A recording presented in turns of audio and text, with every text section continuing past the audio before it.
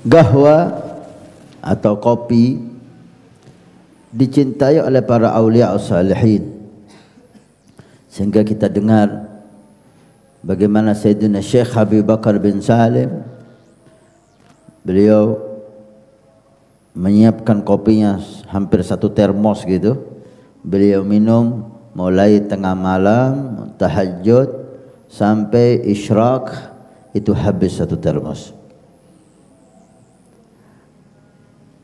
Dan para ulama aulia yang baru saja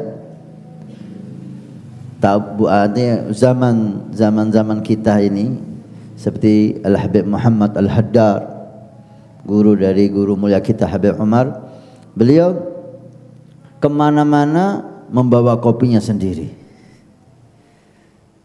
Kemana-mana beliau bawa kopinya sendiri, karena ada ramuan khusus kopi itu dengan cara yang khusus yang beliau buat atau keluarga beliau buat untuk beliau, sehingga kemana beliau dakwah, kopi beliau bersama beliau, dan beliau buat sendiri kopinya untuk beliau minum. Karena Sayyidil Jad Abdullah Al-Mahdar, kakek saya, yuhibbu qahwa jam, senang sama kopi dia, sehingga ketika tengah malam bangun, sebelum beliau ibadah, beliau minum kopi dulu. Beliau katakan, nafsu kita kasih kesenangannya dulu supaya enggak ganggu ibadah. Kalau nafsu itu ketika kita kasih kesenangannya yang tidak, dalam catatan tanda kutip, tidak melanggar syariat, itu tidak ada masalah, dan itu membuat mudah untuk kita ajak lebih khusyuk lagi. Ada beberapa kisah tentang kopi, di antaranya salah satu aulia bermimpi bertemu Nabi sallallahu alaihi wasallam, dan beliau mengatakan dalam mimpinya kepada Nabi, "Ya Rasulullah, hadithni bi hadithin." Tolong beri saya hadis yang belum pernah kau ucapkan.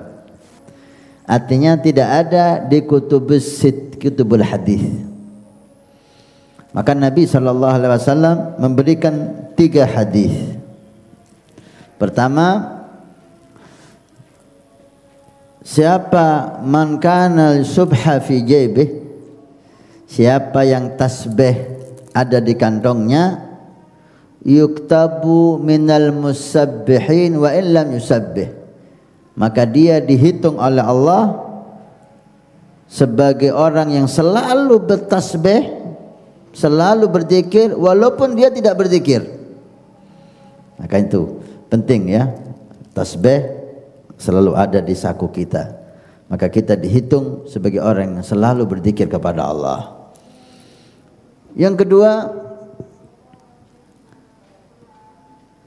madama ta'mul qahwa fihi ahadin, selama rasa kopi ada di mulut seseorang, maka malaikat memintakan ampun untuk dia. Malaikat memintakan ampun kepada seseorang selama rasa kopi ada di mulutnya. Kenapa? Karena kopi bisa membuat orang lebih semangat ibadah, menghilangkan ngantuk, kuat. Bahkan saya dengar kopi, nggak tahu benar atau tidak ini dari saudara kita Imam, bisa sebagai obat kolesterol. Allah alam, perlu dilihat lagi ini. Banyak manfaat kopi. Yang ketiga, wugufuka baina yaday arif atau wali lillah, kamu hadir duduk di samping aulia, kahal bisyah, sangat sekejap sekali seperti orang merah susu kambing, singkat, lebih afdal daripada kita ibadah sampai terpotong-potong.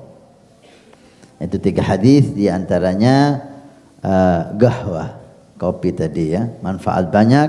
Makanya itu dalam Fatihah para habaib kita ada Al-Fatihah li sahibil gahwa.